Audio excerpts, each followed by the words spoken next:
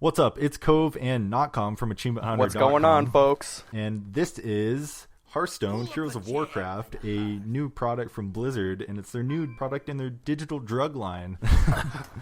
World of Warcraft. And so, yeah, basically, we'll give you a rundown on what's going on. That's pretty cool, actually. I like the one-on-one style of it. If you guys are used to card fighting games like Magic the Gathering and all that kind of stuff, it's pretty sweet. Yeah, it's super reminiscent of Magic. It's all purely digital, like I said. There's actually, how many hero classes are there? There's only 8 right now, as of 8, I know, I think. Yeah, they don't have the Monk and they don't have the Death Knight from World of Warcraft. Ooh. Boo, yeah. Hopefully, eventually with an expansion or something like that. But yeah, so, and the heroes all have different abilities. There's the mage, where, what's she do? She's got a 1 damage fireball that she can cast on anyone. Yeah, exactly. And so there's a bunch of different playstyles within the heroes. There's some where you can build armor, so when you get attacked, it doesn't affect your health pool. You have a health pool of 30 health, and when you hit 0, it's obviously over, but you can get heals and stuff like that. So yeah, there's different card types that come with it, like any card game. There's minion, spell cards, and secret cards. And so basically, the minion cards are exactly what it sounds like. There's tank cards, which have a taunt on them, so that means... It's actually a battle cry. Like, when you play the cards, they'll have a battle cry on it, and as a taunter, that's its battle cry. Yeah, exactly. And it's super helpful if you're in a jam and you don't want them to attack your health pool. And it also means they can't attack your other minions. You can summon a super powerful minion and they won't be able to get at it. Super annoying.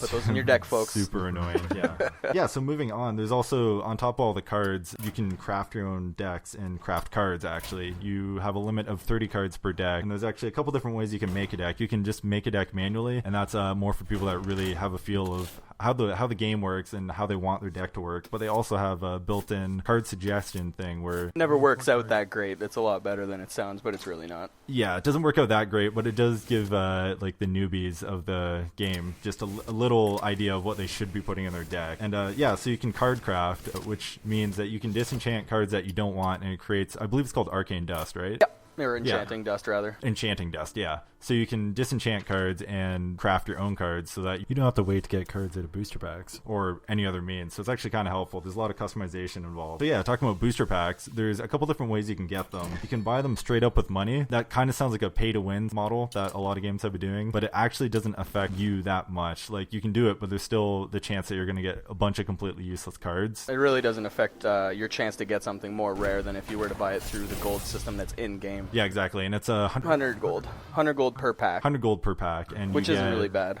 Yeah, and you get a good amount of cards, and usually you'll get a rare and a couple good class cards, so it's really helpful to do it that way. I guess we'll get into like the actual game, because we've been talking about crafting decks and stuff like that, which is a huge part. There's a couple different ways to get gold. There's daily quests you get every day, and those are usually like win 3 games as a certain class, or deal this much damage to your opponent and stuff like that. And they usually give you like 50 or 60 gold, which is pretty good going towards your booster packs, or if you want to do arena, which we'll talk about. It's pretty sweet the way they went through it too. You can drop quests that aren't specific to your hero class and have the chance to pick up something that's more beneficial towards you. Yeah, so getting into the fighting, there's a couple different, actually, I guess PvP or like battle modes you can do. There's casual, there's ranked, there's friendly matches, which is just you playing a friend, and then there's also practice games for you to just, get a little handle on what's going on. So the casual and ranked games are actually the exact same. It's still you fighting an opponent, but the idea of ranked is that you're playing people who are more serious and they have more of a handle on how the game works, and you can progress through the rank. That just means you're playing harder opponents.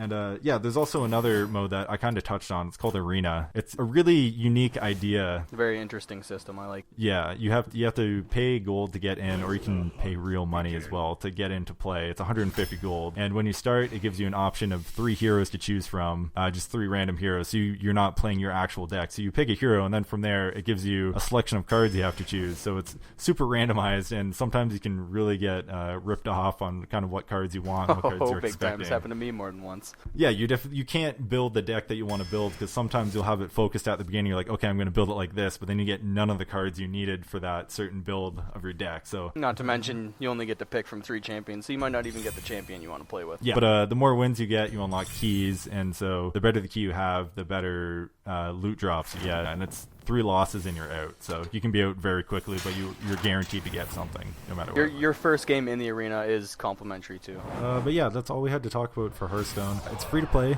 Can't really go wrong with that. It's a really fun card game. Definitely jump in, check it out, and go to AchievementHunter.com for more videos like this one.